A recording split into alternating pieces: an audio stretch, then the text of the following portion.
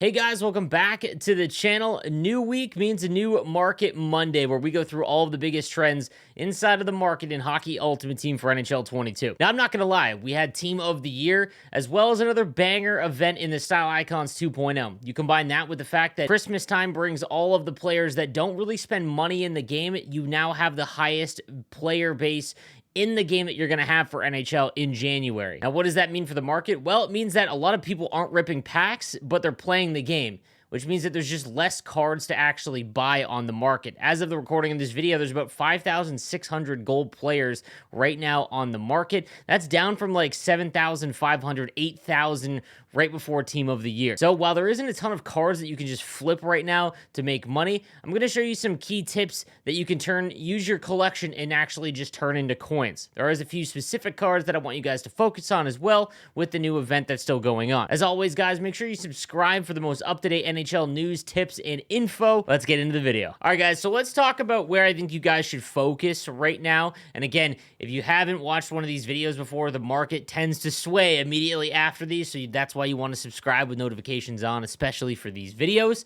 That being said, let's take a look at the sets, because I think a lot of people are getting hung up, and especially newer players, on the current event that is out right now. So if you go to the current event, obviously this is nothing new, and you go all the way down to the set requirements to make collectibles for the event, you'll see like it requires, 383 overall players for an event collectible. What people aren't realizing is if you go down here to like the 80 and the 81s, what's happening is that people are just selling them for the lowest cost possible. So let's take a look at the 80s overall. There's 3,100 of them, well, over it.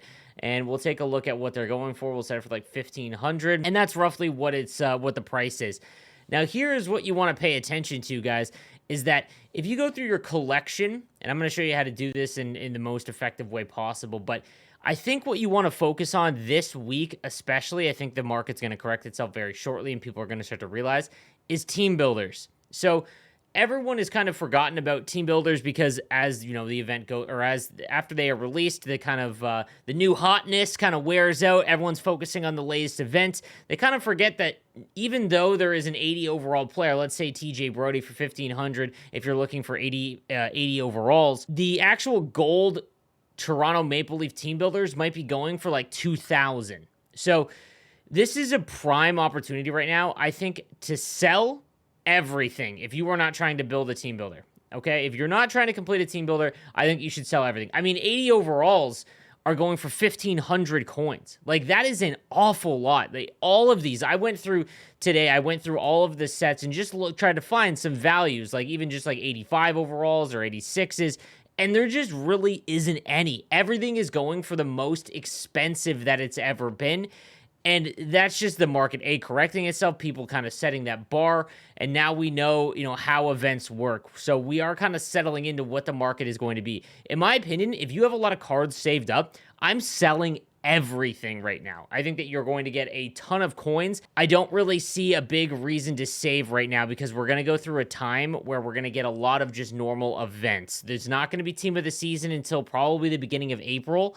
So you got to keep that in mind. You're not going to get one of those Evo type events for a couple of months. So just something to keep in mind. Again, guys, I think having coins now is more valuable than just cards in general. Now, if you are going to sell everything in your collection, here is what I want you to do. This is the best practice for it. Let's pretend you're not going to do a team builder, okay? Go to the team builder sets, and I just went and did this, so I'm not going to have many cards. Like if I choose the St. Louis Blues, let's say, go to autofill. All right, so I have a bunch of them. All right, let's just say you want to do this for every single team. Okay, what you want to do is say I have this 80 Jordan Kyrou. Now he can go for 1,500, but if you go over and just take a look at what the prices for the 80 overall plus St. Louis Blues are going for, you want to make sure you're doing that because you might be losing out on a lot of coins. Like if we take a look at what the lowest one is going for, let's see, is there one up for 1,500? There is not. So if I would have sold that Jordan Kyrou for the base of what 80 overalls are going for, and I would have been losing out on value, not by much. So this is just an example, however, guys, because there will be teams that cards are going for far more than that, where you can make like 2,500 on a random, Philadelphia Flyer that you might have just sold for the base amount, and you guys want to be going through your entire collection and doing it this way. So just go through, autofill the entire team, and then it's the easiest way to do it. You just go and choose, like for Boston Bruins, you just go search auction house, and then set it and find what the minimum Boston Bruins are going for. And like I said, right now at the recording of this video, these seem to be the cheapest they've been. They were averaging about 2,000 for every single card right now or throughout the last month, and you just saw there some were going for well under that. So you can complete a lot of teams, and I think that you should at least have two. Like if you were trying to play for the rest of the year and you're really thinking about it, having two of those 94 overall cards, let's say Gonchar and Zetterberg or Weber and Zetterberg, you're going to guarantee yourself a 98 overall card, because once that new set comes out like they did for the 94s, you're probably going to trade in two. I don't see it changing, and you're going to be able to get a 98 overall card very easily. All right, so now let's talk about some X factors. We don't really talk about them anymore because they've really lost all of their value. You can't really flip them for a lot like they could at the beginning of the year, and that's fine. We kind of saw that coming, and now everyone's realized that the cost is just way too much to have multiple of the non-endgame, unbelievable X factors, and people are just kind of, realizing that. So the one I want you guys to pay attention to over the next week, and again at the recording of this video, it might change things, is Matthew Barzal. Now, if you watch my video on the latest event, you'll know that Matthew Barzal's card was leaked going into this, and just before the recording of this video, actually, I saw one up for 98,000. I didn't buy it because my team's really stacked and I was thinking about it, but I just didn't pull the trigger. That being said, it's going to cost you, quite a bit, about 8 collectibles to get him up to an 89 right now, plus about the 100K to buy him. When he goes up to a 94, he does get tape to tape. His superstar ability, if you go and look at the rosters right now, the online rosters, you can actually see, I mentioned this before in the past, you can actually see what superstar abilities each card has, and it looks like they just add on whatever is actually in the roster. So as they go up and get higher in overall, they'll just unlock the superstar abilities that the offline roster has. So it looks like he will get tape to tape. You combine tape to tape with that gold zone elite edges, and you've got a phenomenal card that's going to have at least 96 speed, 95 acceleration, and all of his shooting is going to be in the 90s, the mid 90s. Hand stats will be maxed, and not only that is that it looks like you're going to be able to use him at center as well. If he gets up +5, he's going to have 83 faceoffs. He does have Thief, which means he can get up to 88, and that's more than fine. And on top of that, guys, it looks like as they add in more synergies, eventually they're just going to get a speed synergy. It looks like all synergies will be unlocked on almost every card. It appears they might find a workaround for it. So if he gets a skating synergy for acceleration to up his body checking, it's just going to be unbelievable. Now, you could obviously wait and just make the 94 master set, but I think this is one of the last great cards that isn't McKinnon, McDavid, all those guys that you can invest in, power up, not with coins, but with power up collectibles. And again, you want to do that by taking untradeable rivals rewards, playing Hut Champs. You could have an unbelievable card here. All right, guys, now the last thing I want to talk about is something for the newer players that you might not notice, and you might have just forgotten about if you've been playing the game a long time.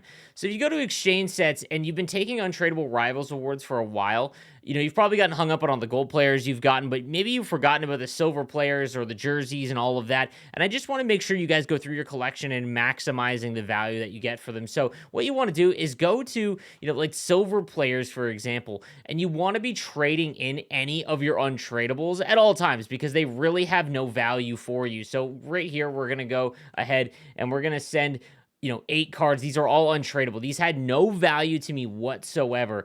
And you want to make sure that you're at least turning them into golds, because no matter what, golds will be used for something. You can use golds for something. Now, I wouldn't do it with gold players. The only time I might recommend it is if you have non-NHL gold players. So obviously those won't be used in team builder sets. So if you go ahead and take a look at your non-tradable golds, go all the way to the end, and any of the ones that are in the AHL or anything like that, you could probably go ahead and be okay with, because those aren't going to be used for team builders. So you can kind of, there's not going to be, any issues with giving that out, other than maybe, missing out on a set, or maybe throwing in some cards that you could use in a set that would have little value. I would not do the premium gold one, in my opinion. But the other one I want to talk about is this jersey trade trade in that everyone should be doing. So if you go and look at your jerseys, okay, the reason why this set is so key, especially because you can do it every day, is if, again, you go to your collection, it's going to cost you 10 jerseys, and make sure you go and take a look at any of your non-tradable jerseys. So I have 39 right now.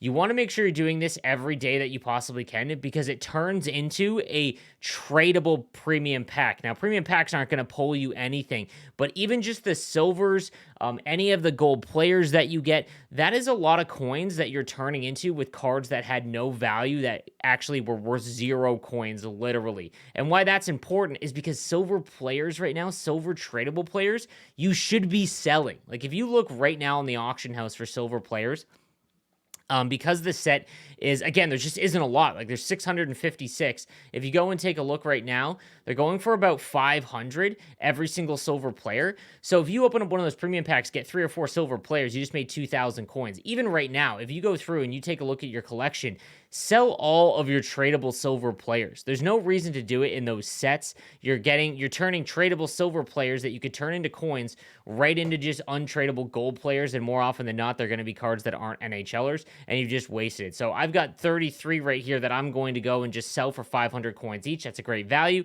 and something you should definitely do. All right, guys, so not a great buyer's week in Hockey Ultimate Team for Market Monday. Definitely a seller's week. You can make a lot of coins right now. The market is completely dried up.